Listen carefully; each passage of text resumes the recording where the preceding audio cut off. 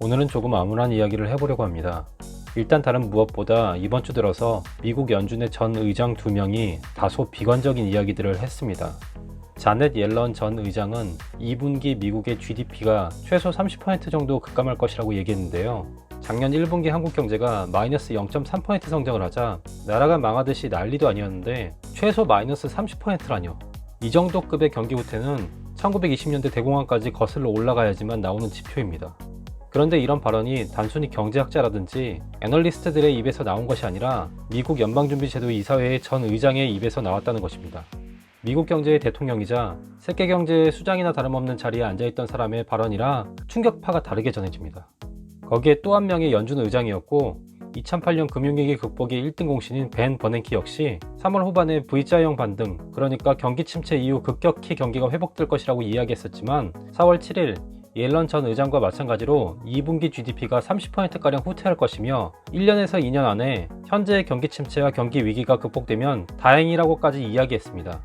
전 FRB 의장 2명 모두 2분기 미국 경제 성장률 마이너스 30%를 기정사실화해서 말하고 있는 것만큼 세계 경제의 위축은 상상 이상일 것이라고 생각됩니다. 현재 세계 경제는 단 한 번도 가보지 않은 길을 걸어가고 있기 때문에 두 전문가의 말들이 더 크게 귀를 때리는데요. 옐런과 버냉키의 말이 틀릴 수도 있겠지만 세계 어떤 경제학자들의 말보다도 비중 있게 들리는 것만은 사실입니다. 그래서 지금부터는 과연 현재의 경기 침체가 얼마나 극심한 것이고 한국 경제에 미칠 영향에 대해서 알아보고자 합니다. 그럼 시작해보겠습니다. 최근 주식시장이 반등하면서 많은 사람들에게 관심을 받고 있는 중입니다. 주가지수 자체가 20% 정도 반등하였고 거기서 수익을 내신 분들도 많으니 당연한 이야기일 것입니다.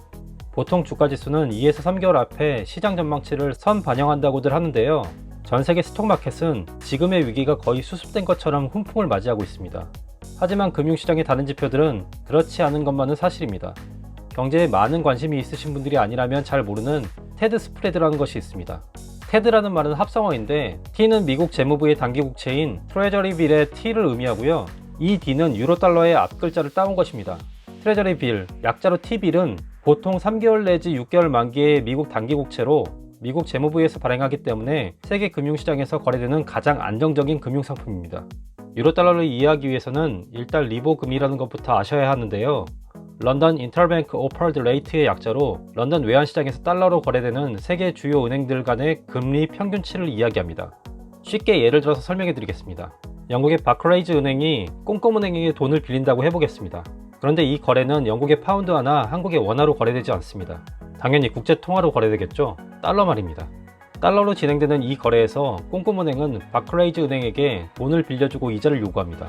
이렇게 세계 금융사들끼리의 거래에서 사용되는 이자의 평균이 바로 리보 금리이고 이것이 미국 달러의 해외 거래에서의 표준이고 유럽 거래에서의 기준이기 때문에 유로달러라고 부르는 것입니다.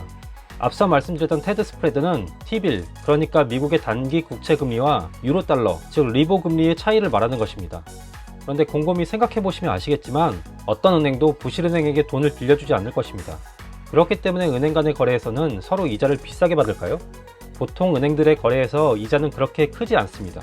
따라서 평상시에 리보 금리는 상당히 안정적으로 운용되는데요. 하지만 지금과 같은 경제 위기 시에는 리보 금리가 급격히 올라갑니다. 반면 세계에서 가장 안정적인 금융상품인 T빌 금리는 변화가 있어도 크게 요동치지 않습니다. 이런 상황에서 테드 스프레드는 경제 위기를 진단할 수 있는 가장 좋은 지표가 되곤 합니다. 작년 하반기부터 올해 초까지 테드 스프레드는 0.4 미만으로 안정적으로 유지되어 왔습니다. 2010년부터 올해 3월까지 테드 스프레드가 가장 높을 때가 0.6 정도였으니 지난 10년 동안 세계 금융시장은 별 이상 없었던 것을 알 수 있습니다.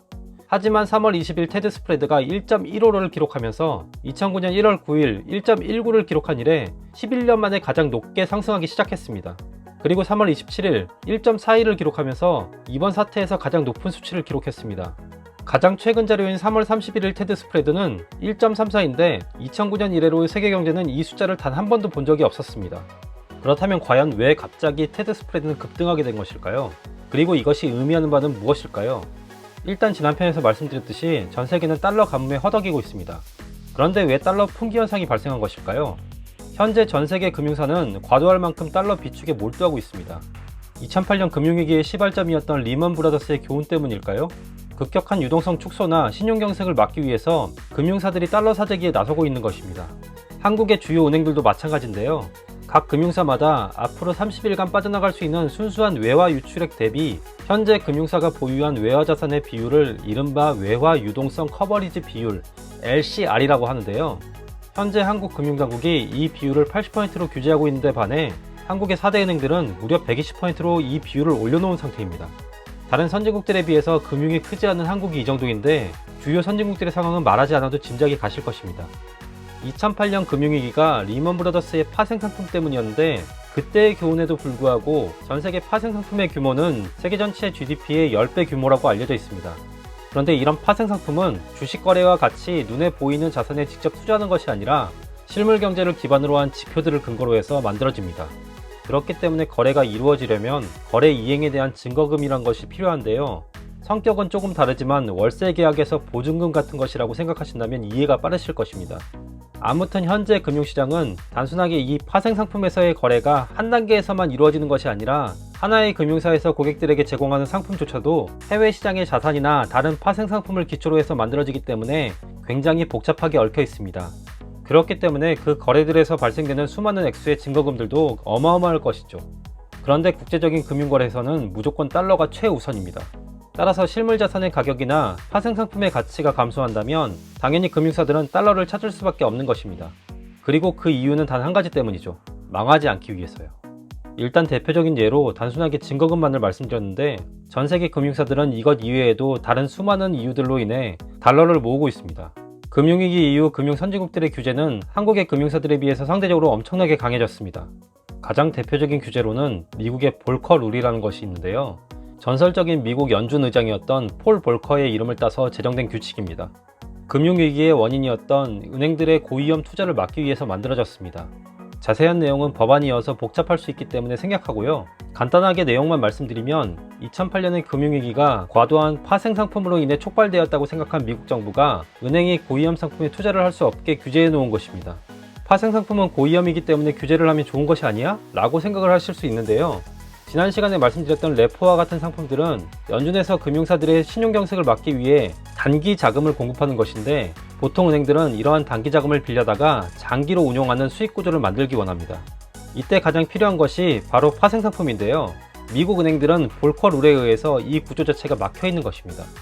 위기라서 대출조차 힘든 상황이니 미국 연준에서 유동성을 공급한다 하더라도 그것을 활용할 수 있는 방법 자체가 없는 것이죠.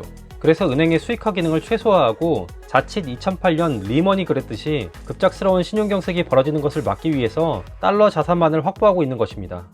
다행히 상황은 3월 중순부터 하순까지 공포가 확산되었던 시기보다 나아지고 있습니다.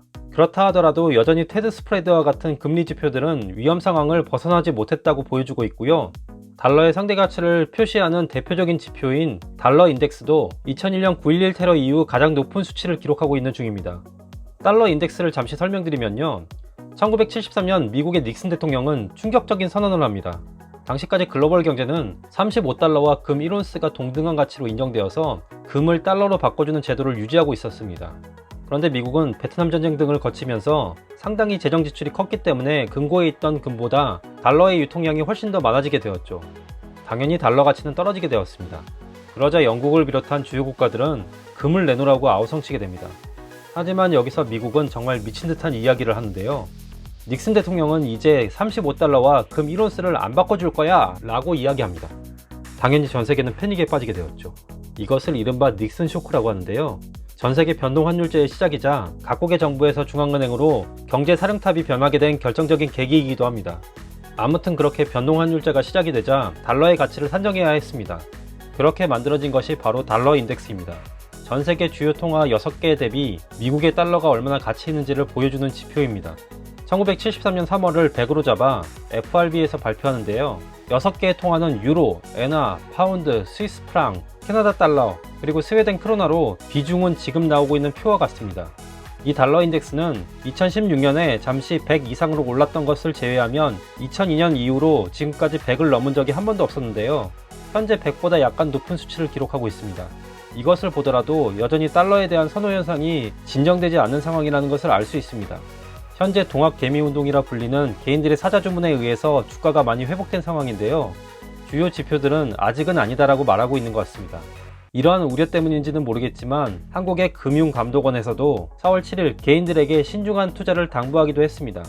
가파른 V자형 반등에 대한 기대는 어느 때보다 높지만 전 세계 실물 경제와 금융시장 역시 어느 때보다 위험한 신호를 보이고 있는 것이 사실입니다. 위기에는 변동성이 강하기 때문에 잘만 흐름을 탄다면 고수익을 올릴 수도 있는 좋은 기회입니다. 하지만 폭풍우 속의 서핑은 날씨가 좋은 날보다 훨씬 더 많은 쾌감과 스릴을 선사하지만 동시에 죽음의 위기를 동반합니다. 위기 상황이 위험하다고 하는 것은 언제 어디서 어떻게 무너질지 모르기 때문입니다. 이런 이유에서 현재 전 세계 금융사들도 이 위험에서 벗어나기 위해서 달러 확보에 열을 올리고 있는 것이죠. 지금까지 이 모든 비관적인 이야기들은 이런 상황이 벌어지지 않기만을 바라는 마음에서 비롯된 것입니다. 어느 누구도 경제가 무너지고 대재앙을 바라는 사람은 없을 것입니다. 다만 지금은 낙관보다 현재 일어나고 있는 상황들을 냉정하게 살펴보고 진단하지 않는다면 자칫 폭풍을 즐기는 서퍼처럼 위험에 빠질 수도 있습니다. 아무쪼록 지금 사태가 무사히 지나가길 바라며 꼼꼼경제는 알찬 내용으로 계속 여러분을 찾아뵙도록 하겠습니다. 구독 눌러주시지 않는 분들은 꼭 구독 눌러주시고요. 알림 설정도 꼭 부탁드립니다. 내용이 좋으셨다면 좋아요와 댓글도 꼭 부탁드리겠습니다. 다음 시간에 만나요.